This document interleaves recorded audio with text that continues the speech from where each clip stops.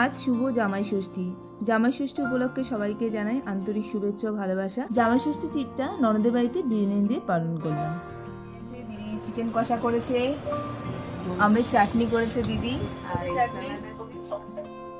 চাটনিটা বেশ ভালোই হয়েছে। চাটনি খেলে বলো। এখন হচ্ছে শেষ পাতে খাওয়ার পর কোল্ড ড্রিঙ্কস চলছে। দিদি খাওয়ার পর কোল্ড ড্রিঙ্কস বানিয়ে দেন।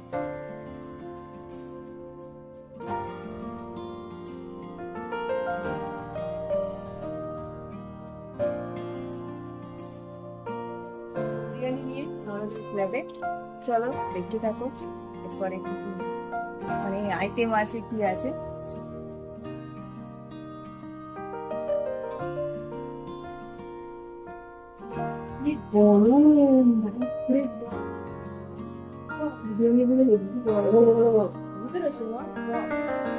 প্রচন্ড গরম আজকে, বেশি আগে জল খেলাম, শান্তি দেখছে, শান্তি আর কিছুতে নেই।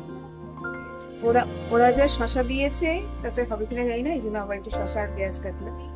মাটিতে বসে মাটি খাটি বিরিয়ানি আছে, দিদি চিকেন কষা করেছে, আমের চাটনি করেছে দিদি, আর এই স্যালাড আছে, দই আছে, দইটা পরে খাবো।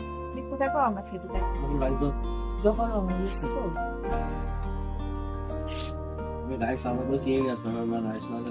ঠিক আছে, ভালো থাক না।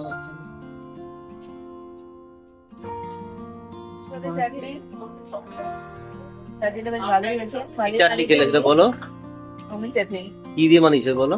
আম দিয়ে বানিয়েছে। আমার গুড়টা কে বলো, চিনিতে বানাই। আমার গুড় দিয়ে বানিয়েছে, ভালো হয়েছে। পাঁচফোড়ন ভালো হয়েছে। আমার বরটা ইয়ার্কি মারছে।